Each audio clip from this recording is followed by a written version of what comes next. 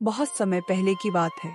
भारत के एक विशाल और समृद्ध राज्य में राजा विक्रमादित्य का शासन था।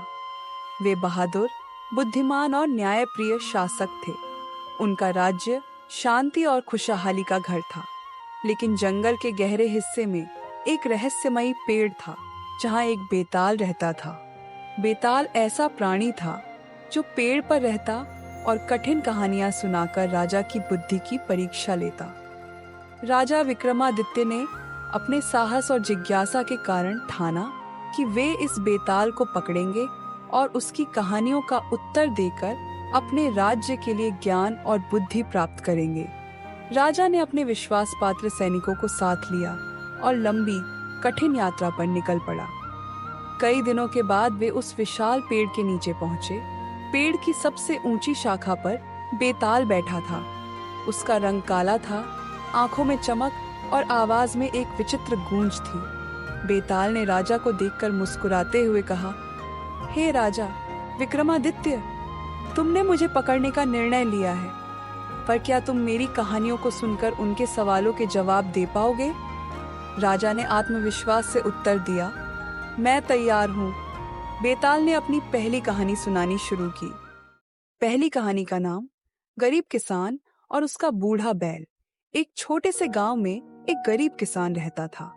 उसके पास एक बूढ़ा, कमजोर लेकिन भरोसेमंद बैल था, जो कई वर्षों से उसकी मदद करता था। वह बैल किसान की जिंदगी का साथी था। किसान उसे बहुत प्यार करता था, पर किसान के मन में एक दिन ख्याल आया, यह बैल बूढ़ा हो गया है, अब नया और ताकतवर बैल लाना चाहिए। उसने बाजार जाकर अपने पुराने बैल को बेच दिया। नया बैल दिखने में सुंदर था, लेकिन वह इतना मेहनती या भरोसेमंद नहीं था। किसान ने सोचा कि नई ताकत से फसल बढ़ेगी, पर नया बैल जल्दी थक जाता था। एक दिन किसान के खेत में आग लग गई। किसान ने तुरंत नया बैल बुलाया, लेकिन वह घबरा गया और भाग गया। किसान की फसल जल गई। किसान ने दुखी होकर सोचा, काश मैंने अपने पुराने बैल को नहीं बेचा होता। बेताल ने राजा से पूछा, राजा विक्रमादित्य, क्या किसान ने सही किया? राजा ने गहरी सांस ली और कहा, किसान ने जल्दबाजी की। उसने अनुभव और भरोसे को नजरअंदाज किया।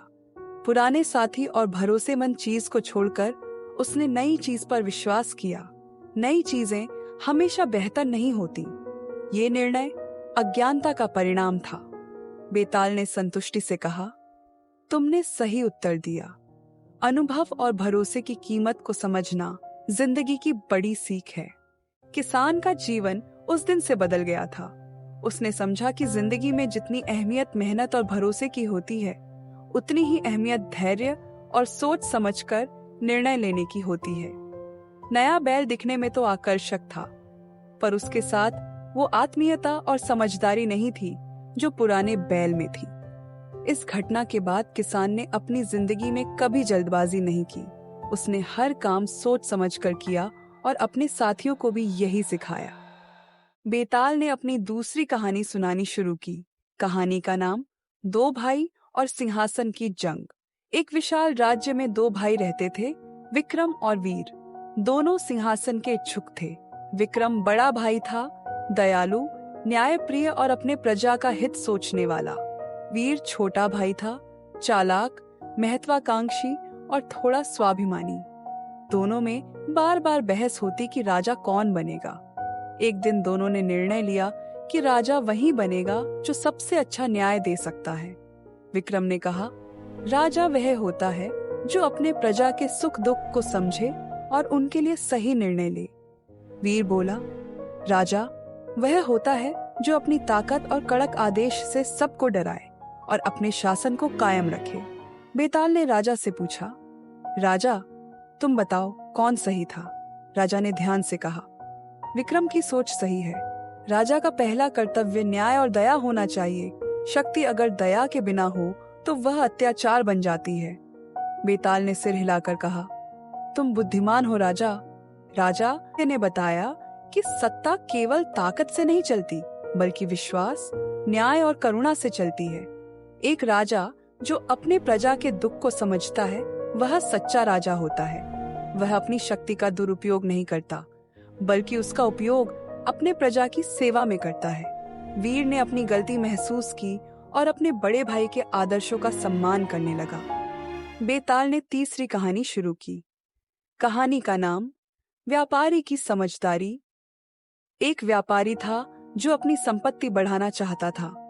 उसने सारी दौलत एक ही जगह निवेश कर दी। उसकी पत्नी ने कहा, धन को कई जगह फैलाओ ताकि नुकसान न हो। लेकिन व्यापारी ने अपनी पत्नी की बात नहीं मानी। कुछ समय बाद उस निवेश की जगह डूब गई और व्यापारी की सारी दौलत चली गई। बेताल ने राजा से पूछा, राजा, तुम क्या सोचते हो? राजा ने उत्तर दिया, व्यापारी ने अपनी पत्नी की सलाह नहीं मानी, जो कि उसकी भूल थी। जीवन में जोखिम को बांटना बुद्धिमानी होती है। व्यापारी ने अपनी गलती से वो बहुत कुछ सीखा। उसने समझा कि दौलत को सिर्फ एक जगह लगाने से जोखिम बढ़ता है।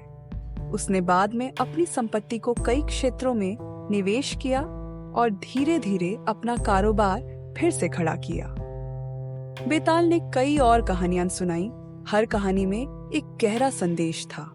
राजा विक्रमादित्य हर बार बुद्धिमानी से जवाब देते। बेताल ने पूछा, राजा का सबसे बड़ा गुण क्या होना चाहिए? राजा ने उत्तर दिया, न्याय, दया और प्रजा के प्रति प्रेम। बेताल ने मुस्कुराते हुए कहा, तुम सच में योग्य हो, मैं अब तुम्हारे साथ चलता हूँ। राजा विक्रमादित्य और बेताल की दोस्ती हुई, जिसने राज्य में और भी खुशहाली लाई। इस तरह राजा विक्रमादित्य ने बेताल की कहानियों से जीवन के गहरे सत्य सीखे। उनकी बुद्धिमानी, धैर्य और न्यायप्रियता ने पूरे राज्य को खुशहाल बनाया। अगर आप ऐसी ही कहानियां सुनना चाहते हैं तो सुनो कहानी को सब्सक्राइब कीजिए और घंटी का बटन दबाइए ताकि अगली कहानी आपसे दूर न रहे।